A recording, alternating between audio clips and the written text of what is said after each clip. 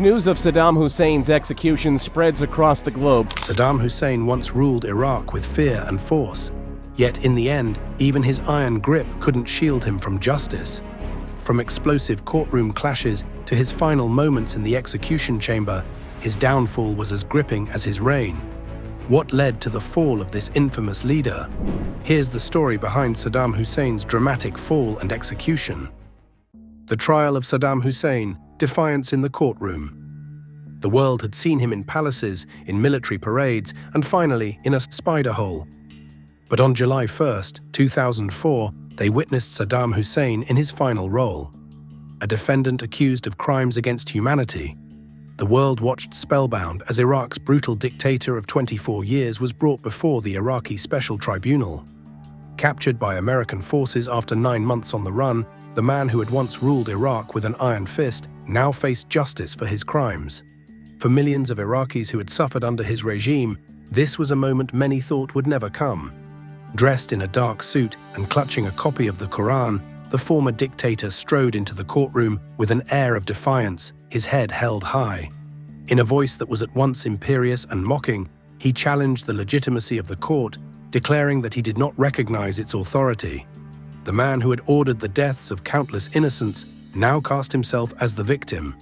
Throughout the trial, Saddam maintained this defiant stance, his every word and gesture a calculated act of resistance.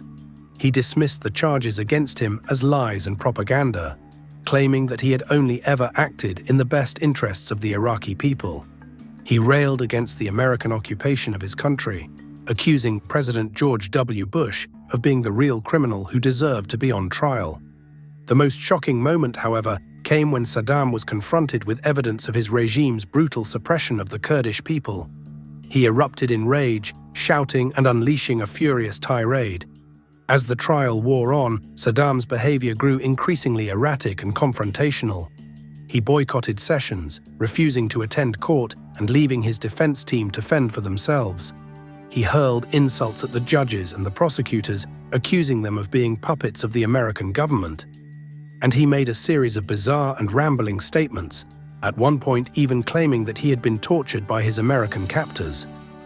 Through it all, the judges and prosecutors remained resolute, determined to see justice done despite the chaos and disruption. They presented a mountain of evidence against Saddam, detailing the horrific crimes committed by his regime. The torture and execution of political opponents, the use of chemical weapons against civilians, and the genocidal campaign against the Kurds. Despite Saddam's best efforts to derail the proceedings, the verdict was almost a foregone conclusion. On November 5, 2006, the Iraqi Special Tribunal found Saddam Hussein guilty of crimes against humanity and sentenced him to death by hanging. While the verdict may have been predictable, what followed was anything but.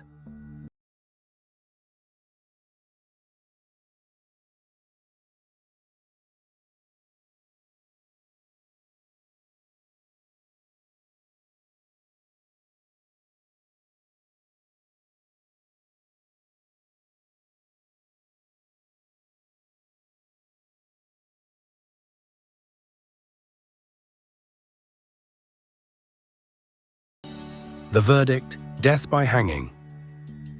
As the judge read out the verdict, a hush fell over the courtroom. Saddam Hussein, the once mighty dictator of Iraq, sat motionless in the dock, his face an inscrutable mask. But as the words, death by hanging, echoed through the chamber, a flicker of emotion crossed his features, a brief flash of fear, perhaps, or resignation. Central to the case against Saddam was the massacre at Dujail, a small Shiite village north of Baghdad. In 1982, following a failed assassination attempt against the dictator, Saddam's security forces had descended on the village, rounding up hundreds of men, women, and children.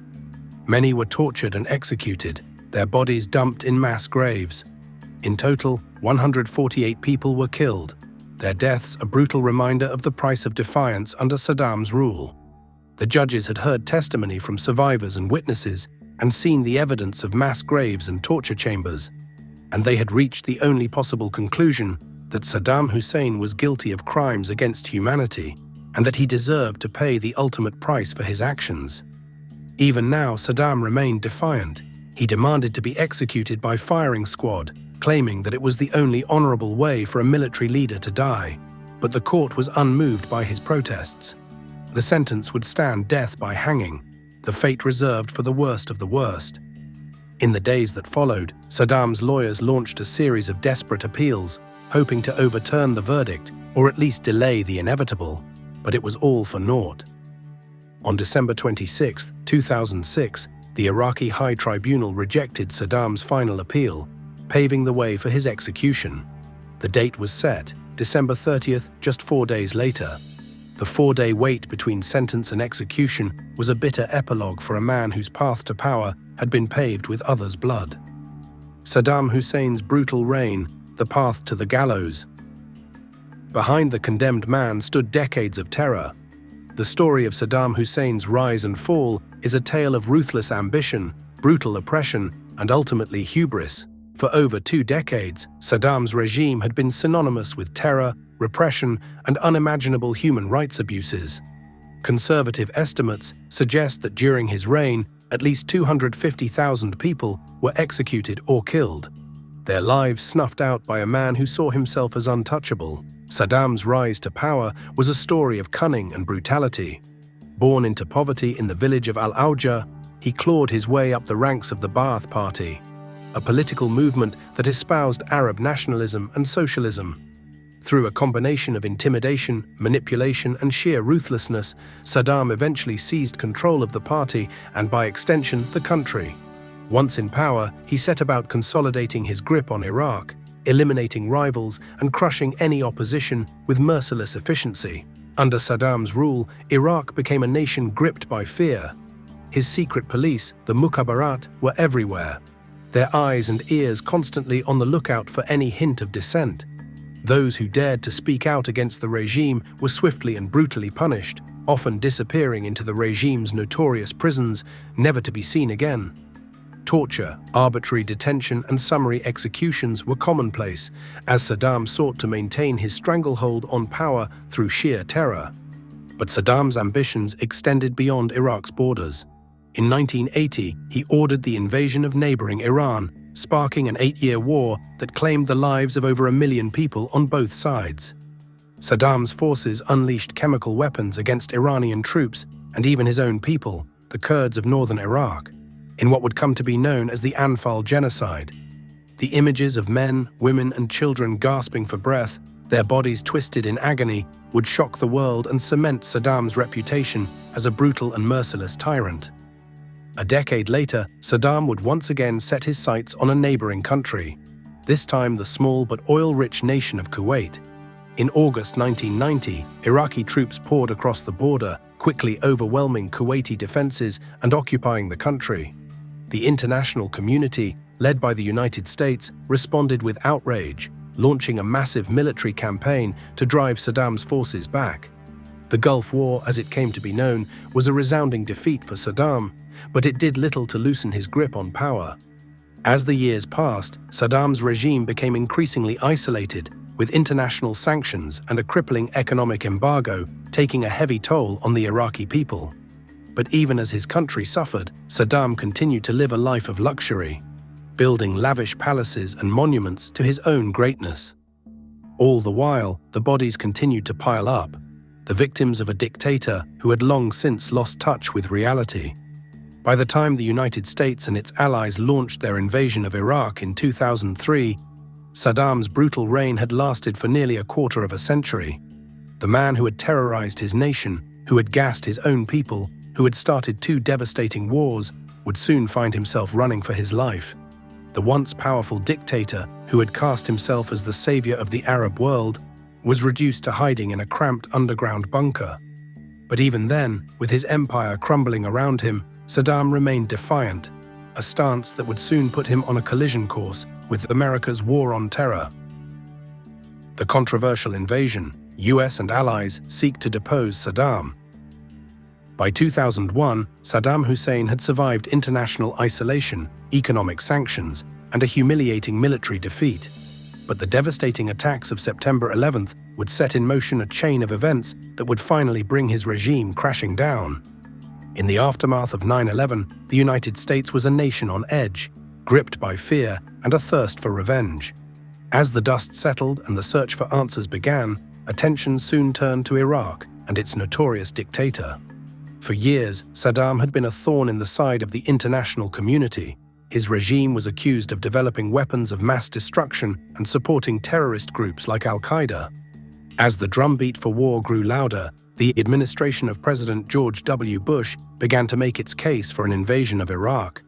In a series of high-profile speeches and media appearances, top officials, including Secretary of State Colin Powell, presented what they claimed was irrefutable evidence of Saddam's illicit weapons programs. They spoke of mobile biological weapons labs, of secret underground factories churning out chemical and nuclear weapons, and of Saddam's close ties to international terrorist organizations. Even Bush himself said, "Saddam Hussein has gone to elaborate lengths, spending enormous sums and taking great risks to build and keep weapons of mass destruction." But even as the Bush administration built its case for war, doubts began to surface. Weapons inspectors dispatched to Iraq by the United Nations failed to find any concrete evidence of ongoing weapons programs, and many in the international community remained unconvinced of the necessity of military action. In the halls of the UN Security Council, heated debates raged, with countries like France and Germany voicing their opposition to the use of force. As the prospect of war loomed larger, protests erupted in cities around the world. Millions of people took to the streets, carrying signs and chanting slogans denouncing the rush to war. In the United States, public opinion was deeply divided, with many Americans expressing skepticism about the administration's claims and the wisdom of launching a preemptive strike against a sovereign nation. But the Bush administration remained resolute, and on March 20, 2003, the first bombs began to fall on Baghdad. The invasion, dubbed Operation Iraqi Freedom, was swift and overwhelming, with coalition forces quickly sweeping aside Iraqi resistance and racing toward the capital. Within weeks, Saddam's regime had collapsed, and the man who had terrorized Iraq for decades vanished into the shadows, triggering one of the most intense manhunts in military history. While Baghdad burned, Saddam slipped away, but America's elite hunters were already on his trail. Operation Red Dawn, the relentless search for Saddam. Task Force 1-21. Zrania, a shadowy unit of America's most elite special forces operators, had one mission: find Saddam Hussein.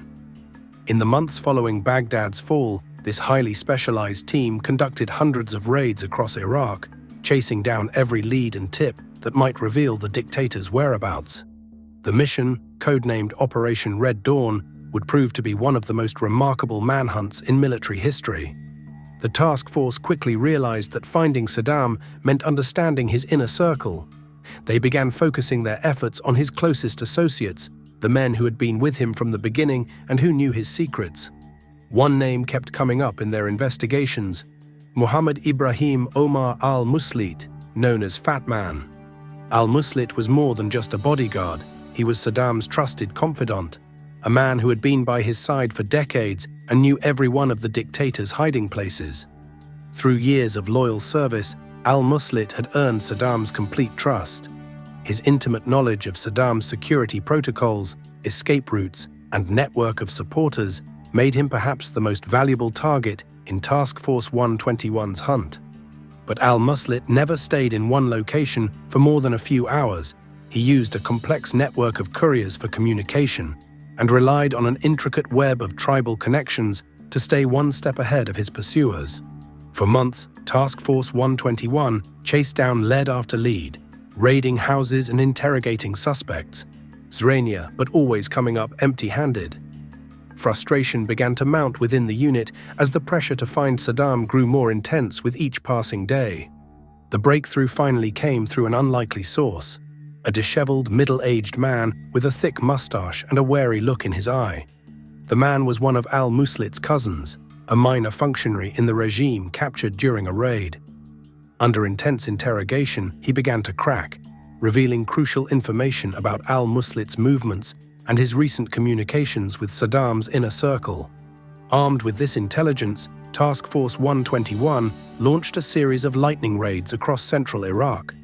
They kicked down doors, stormed compounds, and chased down fleeing suspects, the net slowly tightening around al-Muslit and his master. Each raid brought them closer, uncovering more pieces of the puzzle, safe houses, communication channels, and patterns of movement that pointed to a specific area near Tikrit. On a cold December night, their persistence finally paid off. Acting on precise intelligence gathered from al-Muslit's cousin, Task Force 121 raided a small compound on the outskirts of Ad-Dar. There they found al-Muslit himself, exhausted and resigned after months on the run. His capture would prove to be the key to finding Saddam. During interrogation, al-Muslit revealed crucial details about a farmhouse where he had recently helped arrange his master's hiding place. The tip would lead to a discovery that would stun the world, a dictator's final refuge in the soil of his homeland. The Spider Hole, Saddam's last stand. In the heart of Iraq, nestled among the dusty plains and palm groves of Tikrit, lay a secret that would soon capture the attention of the world.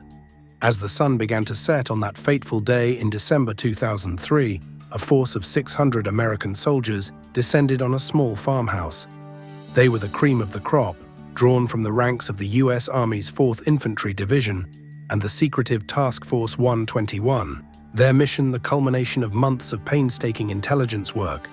With weapons at the ready, the soldiers moved methodically through the property, their hearts pounding with a mixture of anticipation and fear. The farmhouse and surrounding buildings yielded nothing, and frustration began to mount.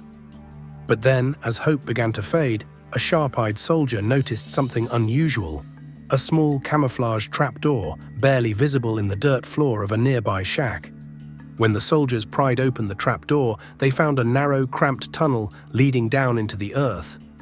At its end lay a dank chamber no more than 6 feet long and 4 feet wide, a spider hole, as it would become known to the world. The hideout revealed careful preparation with a crude ventilation system and enough space to lie down, though not to stand up. The entrance had been ingeniously disguised with bricks and dirt, and the chamber was stocked with basic supplies, suggesting Saddam had been living there for some time. There, huddled in the darkness, was their quarry: Saddam Hussein, the man who had once held the fate of millions in his hands. His appearance was shocking. Gone was the immaculate uniform and carefully trimmed mustache, replaced by ragged clothes and an unkempt beard. Beside him lay his personal arsenal, 2 AK-47 rifles, a loaded handgun, and the $750,000 in $100 bills bundled in plastic. Despite having these weapons within reach, the former dictator made no attempt to resist capture. The moment of his emergence from the spider hole would become iconic. Blinking in the sudden light, the fallen dictator tried to maintain his dignity. "I am Saddam Hussein, President of Iraq," he declared defiantly. "I am willing to negotiate." The American soldier's response was curt. "President Bush sends his regards." A military doctor then checked him for lice and examined his teeth, a humiliating procedure for a man who had once lived in gilded palaces. During his initial questioning, Saddam remained surprisingly cooperative, though he would alternate between periods of resignation and arrogance. News of Saddam's capture spread rapidly across Iraq and around the world. In Baghdad, citizens fired celebratory shots into the air, while in Tikrit, his hometown, a stunned silence fell over the streets. The spider hole where he was found would become a symbol of his fall from power. A ruthless dictator who had built dozens of luxurious palaces had ended up cowering in a hole in the ground, surrounded by weapons he didn't dare use. For the American forces who had spent months hunting him, it was a moment of triumph. For the Iraqi people, it marked the definitive end of an era of terror. The spider hole was just the first of his humiliations. The gallows would be his last. The final hours, Saddam's last meal and reflections. The last day of Saddam Hussein's life began in darkness on December 30th, 2006, in a small cell at Camp Justice, waiting for the dawn he would never see. Having once held the lives of millions in his hands, he sat in a strange and surreal moment, a time for reflection and perhaps even a hint of remorse. As he waited for the end, Saddam was served his final meal, a simple chicken, rice, and hot water with honey. It was a far cry from the lavish feasts he had once enjoyed in his palaces, but he ate with quiet dignity, savoring each bite as if it were his last. For a brief moment, the chaos and violence of the past seemed to fade away, replaced by a sense of calm and acceptance. But even in his final hours, Saddam's thoughts were not solely on himself. In a letter smuggled out of his cell, he urged the Iraqi people not to hate the citizens of the nations that had invaded their country, but rather to focus their anger on the leaders who had made the fateful decision to go to war. It was a surprising sentiment from a man who had once reveled in his own hatred and brutality. But perhaps it was a sign that even the most hardened of hearts could find a glimmer of redemption in the face of death. As the hours ticked by, Saddam remained resolute, his faith unwavering. He spoke of his readiness to die as a martyr, to sacrifice himself for the cause of Arab nationalism and the fight against foreign aggression. It was a strange and twisted logic, coming from a man who had himself been responsible for so much death and suffering. But in mere hours, his words of martyrdom would be put to the ultimate test: the execution of Saddam Hussein, defiance to the end. From his cell at Camp Justice, Saddam Hussein was led to meet his fate. Dressed in a dark suit and a black coat, he looked more like a businessman than a condemned man, his bearing proud and defiant to the end. As he was escorted to the execution chamber, a small room with whitewashed walls and a trapdoor in the floor, Saddam remained calm and composed. His expression suggested a strange sense of relief, as though the years of evasion, imprisonment, and the weight of his actions were finally lifted. But even in his final moments, Saddam could not resist one last act of defiance. Before the rope was put around his neck, he shouted, "Allahu Akbar! The Muslim Ummah will be victorious and Palestine is Arab." He urged the Iraqi people to fight against the American invaders, his voice unwavering. As the executioners placed the noose around his neck, he began to recite the Shahada, the Muslim profession of faith, his voice rising above the murmurs of the witnesses. As the trapdoor opened beneath his feet, Saddam's body plunged downward, the rope snapping taut with a sickening crack. For a brief moment, his body twitched and convulsed, his face contorted in a final grimace of pain. His last utterance was Muhammad, and then, just as suddenly, it was over. Saddam Hussein, the tyrant who had once held Iraq in his iron grip, was dead, his neck broken by the force of the fall. The execution may have ended Saddam's life, but it opened a new chapter in Iraq's troubled history. The aftermath, burial and controversy. In the hours following Saddam Hussein's execution, his body was transported under heavy guard to the village of Auja, near Tikrit, his birthplace. There, in a simple ceremony attended by a handful of family members and loyalists, he was laid to rest in a mausoleum alongside his two sons, Uday and Qusay, who had been killed in a firefight with American forces in 2003. But even in death, Saddam's presence continued to divide Iraq. His tomb became an immediate flashpoint of sectarian tension, as Sunni tribal groups loyal to the former regime clashed violently with Shiite militias and government forces. The violence reached its peak in 2015, when intense fighting between Iraqi forces and ISIS led to the complete destruction of Saddam's mausoleum. In the midst of the battle, the building was reduced to rubble, erasing this physical reminder of Iraq's former dictator. In the Arab world, competing narratives emerged. Some portrayed Saddam as a martyr, a victim of Western imperialism who had stood defiant until the end. This view found particular resonance in regions where anti-Western sentiment ran deep. But for most Iraqis, particularly those who had suffered under his brutal rule, such romanticism rang hollow. They had witnessed firsthand the reality of his regime, the fear, the torture chambers, the mass graves. Yet as Iraq struggled with insurgency, sectarian violence, and political instability in the years following Saddam's death, even his fiercest critics had to acknowledge an uncomfortable truth. His iron grip, for all its brutality, had held together a nation that now seemed to be falling apart. The tyrant was gone, but Iraq's wounds were only beginning to bleed. Saddam Hussein and a nation of wounds. In the wake of Saddam Hussein's execution, his influence lingered like a dark specter over Iraq and beyond.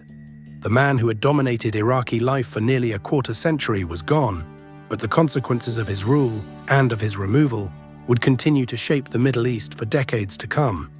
The human toll of Saddam's regime was staggering. His rule had left behind mass graves filled with hundreds of thousands of victims, families torn apart by his security forces, and entire communities traumatized by chemical weapons attacks. The Kurds of northern Iraq still bore the scars of the Anfal genocide, while the marsh Arabs of the south had seen their ancient way of life nearly destroyed by his environmental warfare. These wounds would take generations to heal. Yet the aftermath of his overthrow proved equally devastating. The Iraq War, launched to remove him from power, claimed the lives of over 4,400 American service members and at least 100,000 Iraqi civilians. The power vacuum created by his fall unleashed sectarian violence that would tear the country apart. The rise of ISIS in later years would be partially attributed to the chaos that followed the dismantling of his Ba'athist state. The debate over the invasion that toppled Saddam remained fierce. Critics pointed to the false claims about weapons of mass destruction, the trillion-dollar cost of the war, and the regional instability it sparked. They argued that the price of removing Saddam had been too high, the planning too poor, and the aftermath too chaotic. Supporters countered that ridding the world of a brutal dictator who had gassed his own people and invaded his neighbors had been a moral imperative, regardless of the cost. For Iraqis themselves, Saddam's legacy was painfully contradictory. While many celebrated the end of his brutal regime, others found themselves nostalgic for the relative stability of his rule, when sectarian violence was held in check and basic services functioned. The Iraq he left behind struggled with corruption, infrastructure decay, and political fragmentation. The once proud nation that had been the cradle of civilization now faced the monumental task of rebuilding not just its physical infrastructure, but its very identity. Thanks for watching, and we'll see you in the next one.